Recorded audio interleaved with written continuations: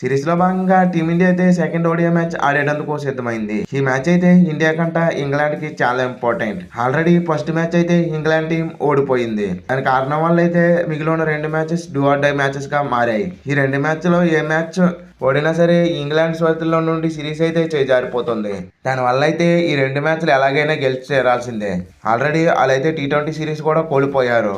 ఇక ఇది కూడా కోల్పోయారంటే ఛాంపియన్స్ ట్రోఫీకి అయితే అంత కాన్ఫిడెన్స్ తో ఇంగ్లాండ్ టీం అయితే బరిలో దిగలేదు. ఇంకో పక్క టీమిండియా చూసుకుంటే జరిగిన ఫస్ట్ ఓడిఐ మ్యాచ్ అయితే అదిరిపోయే విజయం అయితే టీమిండియా అందుకుంది. మెయిన్లీ గౌతమ్ గంభీర్ కోచింగ్ అయితే ఆ లాంగర్ ఫార్మాట్ అయితే మాత్రం అంత మంచి విజయాలు అయితే దక్కట్లేదు. దానికైతే మాత్రం ఫస్ట్ మ్యాచ్ లోనే టీమిండియా అయితే విజయం సాధించి మంచి కాన్ఫిడెన్స్ అయితే అందించింది. ఇదే జోరుని అయితే ఈ సెకండ్ ఓడిఐ మ్యాచ్ లో కూడా కొనసాగించాలనే చూస్తుంది. మెయిన్లీ ఇంకో మ్యాచ్ మిగిలి ఉండగానే ఈ మ్యాచ్ గెలిచి సిరీస్ ని అయితే టీమిండియా కైవసం చేసుకోవాలని చూస్తుంది. ఇక ఈ సెకండ్ ఓడిఐ మ్యాచ్ అయితే కటక్ వేదిక అయితే ఆడబోతున్నారు. ఇక ఈ గ్రౌండ్ పిచ్ రిపోర్ట్ విషయానికి వచ్చామంటే ఈ పిచ్ అయితే మాత్రం బ్యాట్ అండ్ బాల్ రెండిటికి ఈక్వల్ గా అనుకూలించే పిచ్ అని చెప్పాలి. గతంలో జరిగిన ఓడిఐ మ్యాచ్లు అయితే మాత్రం బాల్ అండ్ బ్యాట్ రెండిటికి ఈక్వల్ గా అయితే ఈ పిచ్ నుండి హెల్ప్ అయితే లభించింది. బ్యాట్స్మెన్స్ బాగా రాణిస్తే బ్యాటింగ్ పిచ్ లా కనబడుతుంది. బౌలర్స్ బాగా రాణించగలిగితే ఇంకా బౌలింగ్ పిచ్ లాగే కనబడుతుంది. కానీ ఈ ఓడిఐ మ్యాచ్ కోసం అయితే ఈ పిచ్ లో మార్పులు జరిగే అవకాశం ఎక్కువగా కనబడుతుంది. మెయిన్లీ స్పిన్ అనుకూలించేటట్టు ట్రయల్ చేసే అవకాశం కూడా ఎక్కువగా కనబడుతుంది. మన ప్లేయింగ్ లెవెల్ అయితే 3 స్పిన్నర్స్ అయితే కంటిన్యూ అవుతున్నారు. దాని కారణం వల్ల అయితే పిచ్ నుండి అయితే స్పిన్నర్స్ కి హెల్ప్ లభించేటట్టే మార్చే అవకాశం ఎక్కువగా కనబడుతుంది. ఈ గ్రౌండ్ స్టాట్స్ విషయానికి వచ్చామంటే ఇప్పటి వరకు 19 మ్యాచ్లు అయితే జరిగాయి. ఫస్ట్ బ్యాటింగ్ చేసిన టీం 7 మ్యాచ్లు అయితే గెలిచింది. సెకండ్ బ్యాటింగ్ చేసిన టీం 12 మ్యాచ్లు అయితే గెలవగలిగింది. ఇక ఈ ground first innings average score విషయానికి వచ్చామంటే 226 పరుగులుగా ఉంది. ఈ స్టాట్స్ చూసిన తర్వాత అయితే అందరికి ఒక విషయం అయితే కన్ఫర్మ్ అవుతుంది. ఈ గ్రౌండ్ అయితే ఒక హై స్కోర్ వెన్యూ అయితే కాదు.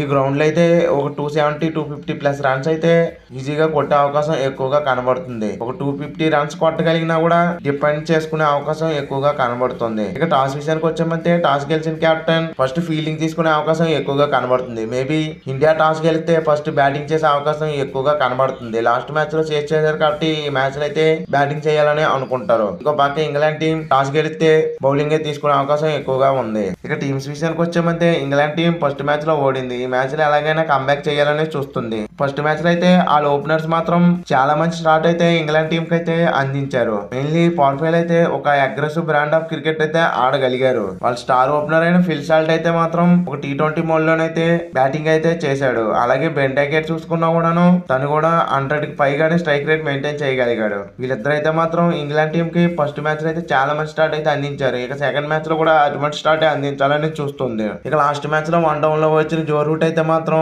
ఆడిన ఫస్ట్ మ్యాచ్ లో అయితే ఫెయిల్ అయ్యాడని చెప్పాలి. ఈ సెకండ్ మ్యాచ్ లో తన దగ్గర నుండి అలాగైనా రన్స్ రావాల్సి ఉంటుంది. ఇక నెంబర్ 4 లో వచ్చిన హరి బ్రూక్ అయితే మాత్రం T20 సిరీస్ లో అలాగే ఓడిఐలో ఫస్ట్ మ్యాచ్ లో కూడా ఫెయిల్ అయ్యాడు. తనైతే మాత్రం ఇంగ్లాండ్ టీం కి చాలా ఫామ్ కు రావాల్సి ఉంటుంది. తన ఫామ్ అయితే మాత్రం ఇంగ్లాండ్ టీం కి చాలా కలవర పెడుతుంది. ఇక వాళ్ళ కెప్టెన్ జాస్ బట్లర్ అయితే మాత్రం ఆడిన ఫస్ట్ ఓడిఐ మ్యాచ్ లో కూడా హాఫ్ సెంచరీ అయితే నమోదు చేయగలిగాడు. తన ఫామ్ అయితే మాత్రం ఇంగ్లాండ్ టీం కి బాగా కలిసి వస్తుందని చెప్పాలి. ఇక లియామ్ లివింగ్స్టన్ కూడా తను కూడా ఓడిఐ మ్యాచ్ లో అయితే ఫస్ట్ మ్యాచ్ లో ఫెయిల్ అయ్యాడని చెప్పాలి. ఇక జాకో బెథెల్ అయితే మాత్రం ఫస్ట్ మ్యాచ్ లో బాగా రాణించగలిగాడు. తను కూడా బట్లర్ తోడుగానే హాఫ్ సెంచరీ కొట్టాడు. ఇక వీళ్ళు బౌలింగ్ డిపార్ట్మెంట్ విషయానికి వచ్చామంటే వీళ్ళు బౌలర్స్ అయితే మాత్రం అంతగా రాణించలేకపోతున్నారని చెప్పాలి. ఆడిన ఫస్ట్ మ్యాచ్ లో అయితే జోఫ్రా ఆర్చర్, ఆదిల్ రషీద్ వీళ్ళిద్దరైతే మాత్రం చాలా మంచి బౌలింగ్ అయితే చేయగలిగారు. వీళ్ళిద్దరికి తోడుగా లియామ్ లివింగ్స్టన్ అయితే పర్వాలేదు అనిపించుకోండి. వీళ్ళు ముగ్గురు మినహా అయితే మిగతా బౌలర్స్ అయితే మాత్రం అంతగా రాణించింది లేదు. మెయిన్లీ బ్రైడెన్ కాస్ అయితే T20 లో మంచిగా బౌలింగ్ చేసినప్పటికీ ఫస్ట్ ఓడిఐ మ్యాచ్ అయితే చాలా దారుణంగా ఫెయిల్ అయ్యాడని చెప్పాలి.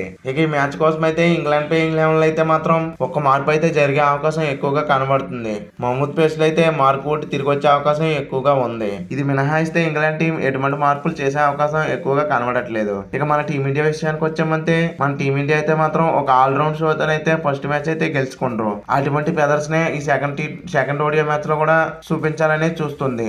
మెయిన్లీ మన ఓపెనర్స్ అయితే మాత్రం జరిగిన ఫస్ట్ ఓడిఐ మ్యాచ్ లో అయితే ఫెయిల్ అయ్యారు. Mainly the man Rohit Sharma తనైతే మాత్రం ఫూర్ ఫామ్ కంటిన్యూ చేస్తున్నాడనే చెప్పాలి. తనైతే మాత్రం ఎంత త్వరగా అంత ఫామ్ కి వస్తే చాలా బాగుంటుంది ఇండియన్ టీం కి. ఇక 1 డౌన్ లో వచ్చిన సుమన్ గిల్ అయితే మాత్రం తన ఓడిఐ ఫార్మాట్ లో ఎంత ఫేవరెట్ ప్లేయరో మళ్ళీ చూపెట్టాడు. ఇక ఈ మ్యాచ్ లో అయితే 1 డౌన్ లో విరాట్ కోహ్లీ అయితే తిరిగి వచ్చే అవకాశం ఎక్కువగా ఉంది కాబట్టి ఇక గిల్ అయితే ఓపెనర్ గా ఈ ఓడిఐ మ్యాచ్ లో అయితే కంటిన్యూ అవుతాడు. ఇక నెంబర్ 4 లో సురేష్ అయ్యర్ అయితే లాస్ట్ మ్యాచ్ లో అయితే ఒక T20 ఇన్నింగ్స్ అయితే ఆడగలిగాడు. తన ఫామ్ అయితే ఎలా ఉందో మనం ప్రత్యేకంగా చెప్పక్కర్లేదు. మెయిన్లీ తనైతే మాత్రం నెంబర్ 4 లోనే కంటిన్యూ చేయాలి. లాస్ట్ మ్యాచ్ లో అయితే తన ప్లేయింగ్ లెవెల్ లో కూడా ఛాన్స్ ఇచ్చే అవకాశం లేదంట. తనైతే మ్యాచ్ అయిన తర్వాత పోస్ట్ ప్రెజెంటేషన్ లో చెప్పాడు తనని నెంబర్ 4 లో ఆడించుకుంటా పక్కన పెడదామని.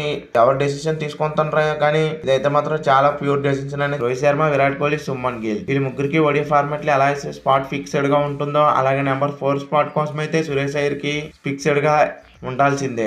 కాదని ఇంకో బ్యాట్స్మెన్ ట్రై చేస్తామంటే టీమిండియాకి అది లాస్ అవుతుంది. ఇక నెంబర్ 5 అయితే లాస్ట్ మ్యాచ్ లో అక్షర్ పటేల్ అయితే పంపారు. తనైతే మాత్రం ఆ స్పాట్ లో చాలా మంచిగా రాణించగలిగాడు. కానీ స్పాట్ లో అయితే మాత్రం కేఎల్ రాహుల్ ని ఆడించి తీరాల్సిందే. మెయిన్లీ గౌతమ్ గంభీర్ అయితే ఏ ప్లేస్ లో వాళ్ళని ఆడించకుండా ఒక్కో స్పాట్ లో అయితే ఎక్స్పెరిమెంట్స్ అయితే చేస్తూ వస్తున్నారు. ఇదైతే మాత్రం ఫ్యూచర్ లో టీమిండియాకి అయితే ఎఫెక్టివ్ గా అయితే ఉండబోతుంది.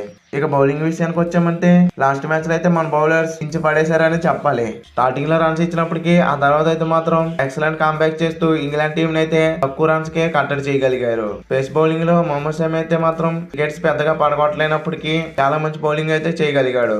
హర్షిత్ రాణా కూడా తనకు తోడుగా మంచి స్పెల్స్ అయితే వేశాడు. వీళ్ళిద్దరికి తోడుగా హార్దిక్ పాండ్యా చాలా మంచి బౌలింగ్ అయితే చేయగలిగాడు.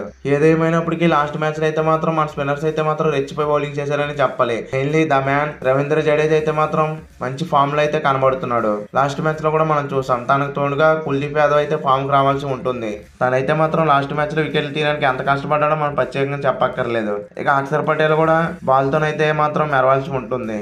ఇక ఈ మ్యాచ్ కోసం అయితే ప్లేయింగ్ లెవెల్ లో 2 మార్పులు అయితే జరిగే అవకాశం ఎక్కువగా కనబడుతుంది.